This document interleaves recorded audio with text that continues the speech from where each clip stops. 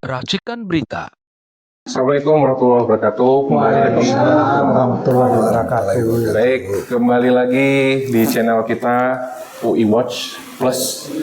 Hari ini kita kedatangan tamu, ya, tamu spesial yaitu Bang Buyung dan juga Bang Kris, ya, sebagai aktivis dan alumni UI Watch, yang mana dari para beliau kita bisa meminta pandangan, ya, sudut pandang yang baru yang mana bisa membuat suatu perubahan ke depannya, ya. Dari kita dulu bertiga hari ini, Pak Bang, gimana kita bisa mengupas apa yang terjadi atau dinamika apa yang bisa menjadi solusi ke depan. Yang pertama mungkin dari Pak Bang Kris dulu. Bang Kris, ya, mungkin dengan segala fenomena yang terjadi di sosial kita pada hari ini, bagaimana menurut pandangan Bang Kris sendiri terkait apa nih masalah dan bagaimana solusi jalan keluarnya, Pak? Ya, terima kasih dan semuanya. Jadi saya menangkap bahwa sebenarnya kondisi yang mewarnai dan bisa jadi menjadi salah satu penyebab utama terjadinya pergolakan adalah kondisi ekonomi kita, kondisi ekonomi nasional. Saya menangkap kok ada 3 fenomena, 3 gejala, 3 keadaan yang selama ini mewarnai ekonomi kita. Yaitu satu, lemahnya permintaan. Yang kedua adalah lemahnya disiplin fiskal. Dan yang ketiga adalah utang yang dibuat atau perbandingan tidak sesuai dengan apa yang menjadi masukan. Nah, jadi ya antara lain itu bisa dibuktikan misalnya begini. Dengan adanya kondisi semacam ini, maka yang terjadi adalah deflasi. Iya. Deflasi itu artinya barang murah. Iya. Perputaran uang tidak ada. Permintaan menurun. Ya, permintaan menurun. Seperti kita ketahui bahwa polisi pemerintah selama ini itu kan membiarkan, menahan duit di Bank Indonesia sebesar sekitar 400 miliar. 400 triliun. Betul. Nah, sekarang disalurkan pada himbara, bank himbara sekitar 200 triliun. Nah, artinya selama ini perputaran uang itu tidak merata. Dan itu yang menjadi penyebab terjadinya deflasi sejak akhir tahun yang lalu. Nah, itu menyebabkan daya beli menurun, lemah, turun, ya kan. Nah, turunnya daya beli ini kan mempengaruhi sikap atau keadaan masing-masing warga negara, masing-masing rakyat, ya. Mungkin beli barang untuk basic needs, kebutuhan dasar seperti makan, minum, pakaian itu aja mungkin pangan, ya? Susah, ya, pangan, kebutuhan susah. Nah, apalagi yang lain-lain. Betul. Itu yang pertama. Yang kedua adalah lemahnya disiplin fiskal. Kita tahu bahwa selama ini ternyata, dan ini sudah dibuka di mana-mana, bahwa dana besar yang disiapkan untuk pembangunan pembangunan infrastruktur itu ternyata tidak semuanya atau lebih banyak yang tidak masuk dalam APBN. Jadi kalau tidak ternyata dalam APBN, bagaimana kita ngontrolnya? Bagaimana masyarakat dan DPR ngontrol? Betul. Nah, itu di mana sekarang? Nah, ternyata salah satunya di mana? Di Bank Indonesia tadi, ya. Nah, so what for? Untuk apa? Duit 400 triliun itu di Bank Indonesia tidak mungkin, kan? Sayang kalau dibiarkan. Pasti digunakan. Tapi what for? Ya? Digunakan untuk apa? Untuk apa? Apa? Jadi pertanyaan besar. Pertanyaan besar. Proyek apa? Nah, ternyata setelah diselidiki ada kemungkinan besar bahwa nilai sekitar 400 ini itu tidak akan diam. Itu digunakan untuk kepentingan pembangunan proyek-proyek besar. Di antaranya jujur katanya termasuk IKN. Ada pihak yang berkompeten menyatakan pada saya, Oh, jangan salah, IKN itu tidak selamanya dari investasi luar. Investasi dari luar itu ibaratnya ada yang dari dalam, yang mungkin ya, yang 400 dari 400 triliun itu dibawa keluar. Jadi ini seolah-olah investasi dari luar. Itu yang ngomong orang berkepentingan, yang berkompeten di proyek itu until now, sampai sekarang. Jadi dia sendiri juga tidak bisa apa-apa, tapi ya ini atas perintah. Iya, atas perintah dari atas ya. Tapi bukan atas itu bukan Allah ya, bukan ya. Yang di atasnya mereka lah. Nah, itu yang kedua. Jadi tidak bisa kita baca kalau anggaran-anggaran itu di APBN aja tidak ada. Bagaimana masyarakat tahu? Ya benar, sekarang tidak tahu masyarakat, karena tidak tahu maka marah yang terjadi kan. Saya tidak membenarkan gerakan-gerakan itu semata-mata dengan sebagai emosi ya. Betul. Tapi memang rakyat kan, kedaulatan kan di tangan rakyat. Betul. Sementara DPR begitu. Betul. Iya kan? Nah, jadi rakyat tidak ada harapan. No hope from people. Ya. Nah, artinya apa? Artinya yang terjadi adalah seperti itu. Lalu yang ketiga tadi apa namanya?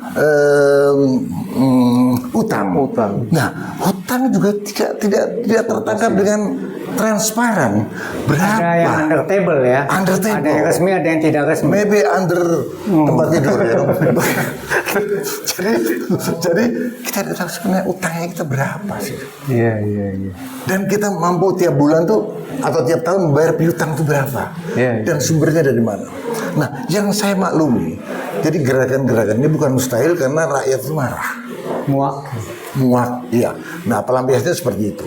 Bayangin aja sekarang, pendapatan negara, ini secara formal ya, pendapatan negara, ya apa yang duit masuk itu 70% dari pajak. Betul. Nah, pajak itu siapa yang bayar? Kan rakyat. Nah, kemudian ternyata pajak yang 70% itu digunakannya 40%. 40% dari apa? 40% dari 70% tadi digunakan untuk apa? Untuk bayar utang. Nah, jadi rakyat diperas untuk bayar kalau bahkan sekarang ada kenaikan PBB dan sebagainya. Nah, diperas, tetapi rakyat tidak tahu what for, untuk apa. Lari kemana? Nah, dananya kira itu yang jadi pertanyaan besar. Ya, itu yang menurut saya harus dijawab itu. Oke. Saya kira begitu. Saya mau nambahin nih. Iya, silakan Bang Buya.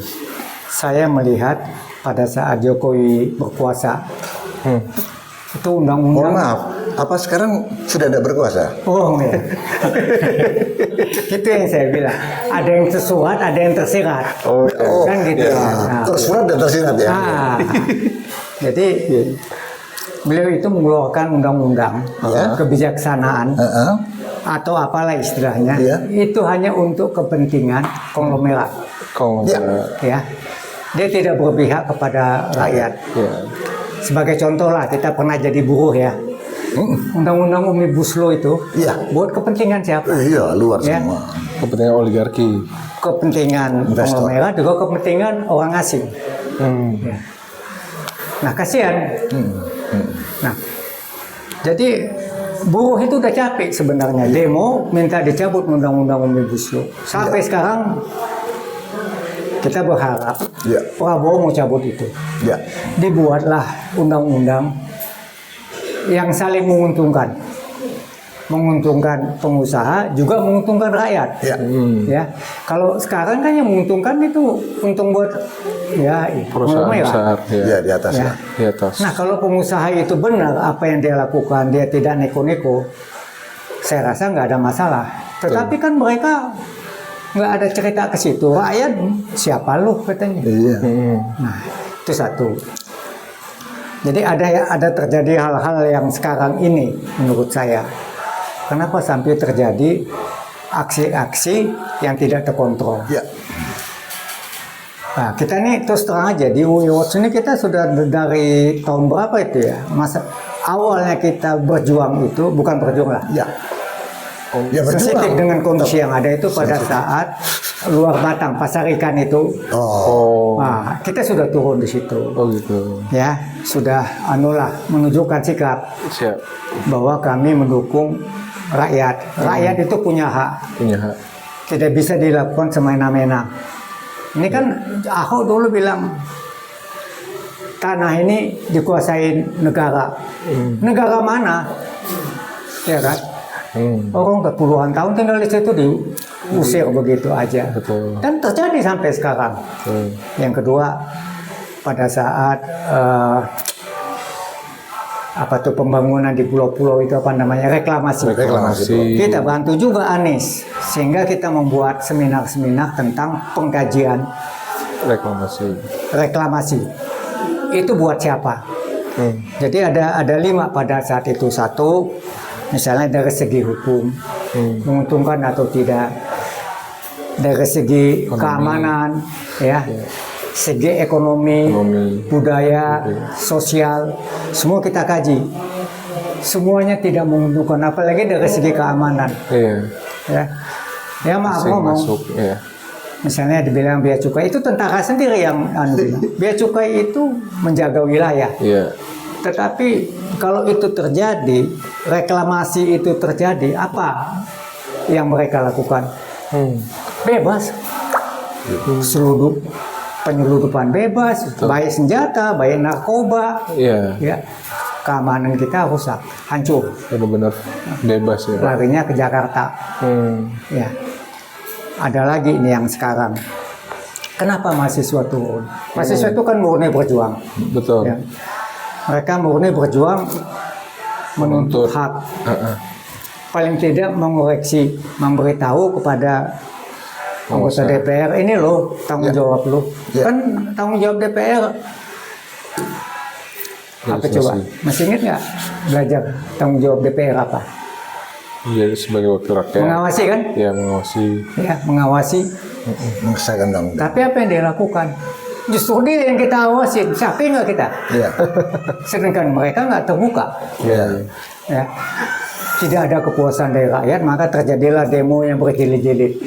Yang paling sedih apa? Kalau kita ke DPR, kita nggak boleh masuk. Utusan kita mau masuk. Misalnya itu ada berapa universitas, katakan 20 universitas, yang boleh masuk 10. Dan itu kan yang lain nggak terwakili. Akhirnya kan dari kita sendiri yang demo juga akhirnya kan saling ini kan. Ada konflik ya? Ada konflik. Sengaja dibuat demikian. Nah, dengan kejadian kemarin, bebas kan? Dia terima kita, bagus. Berarti dia sudah introspeksi.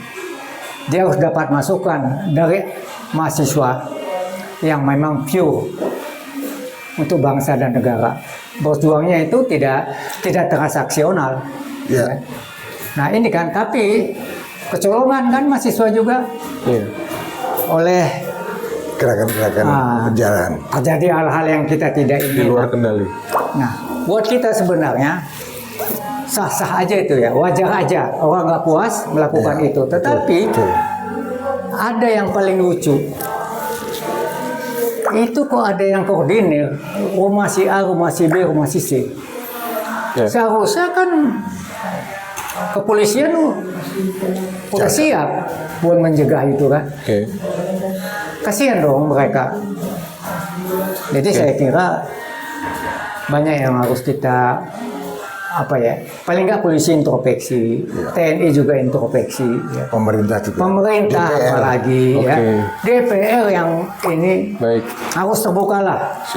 Negeri kita ini harus terbuka semua supaya ini kita paling hebat nih Indonesia nih. Mungkin ada juga begini nih. Kenapa siapa menteri yang kemarin ini agama dihapus? Pendidikan. Kalau saya dulu ada civic tuh, pelajaran civic tentang Pancasila. Ketatanegaraan. Sekarang saya nggak tahu namanya apa. Itu juga dihapus. Padahal agama itu kan dasar fondasi mengajar manusia hak dan kewajiban, apa yang boleh, apa yang tidak. Kalau misalnya Pancasila itu kan sejarah kita, mempersatukan bangsa kita, ya. Ini bangsa kita ini kan terdiri dari banyak suku, banyak bahasa, terdiri pulau-pulau, kaya raya lagi. Ya kaya raya. Asing udah siap aja nih, lo berantem dah, gua adu domba lo. Nah, kira-kira demikian. Tuh, makasih ya Bang Boyong. Untuk Bang Kris nih sebagai penutup karena waktu kita nih nggak nyampe 2 menit lagi. Iya. Gimana pandangan Bang Kris ataupun apa langkah antisipasi atau solusi praktis kepada masyarakat umum ke depan dalam menghadapi situasi ekonomi global saat ini? Ya, terima kasih. Jadi dari berbagai gerakan yang ada, dari berbagai lapisan mahasiswa, kepemudaan, mungkin teman-teman buruh dan sebagainya, masyarakat lah, itu sudah cukup banyak.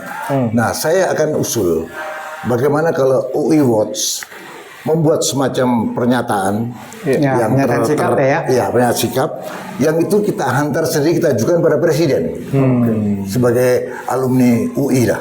Nah, jadi kita sampaikan ke sana dengan demikian kita konkret, bukan hanya populer dalam apa masukannya, tapi kita juga berusaha dengan secara faktual gitu loh. Nah, itu aja yang ingin saya sampaikan. Saya ajukan. Mudah-mudahan bisa terlaksana dan bisa ada perubahan. Terima kasih. Terima kasih banyak Bang Kris, terima kasih banyak Bang Boyong.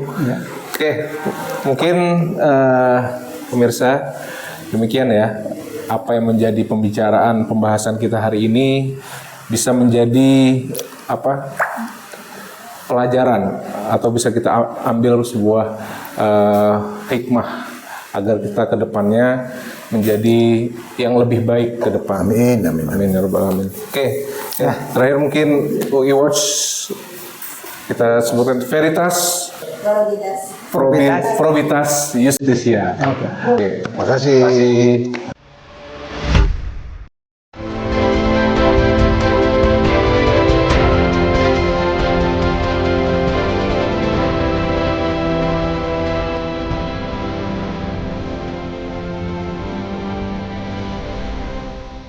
Racikan Berita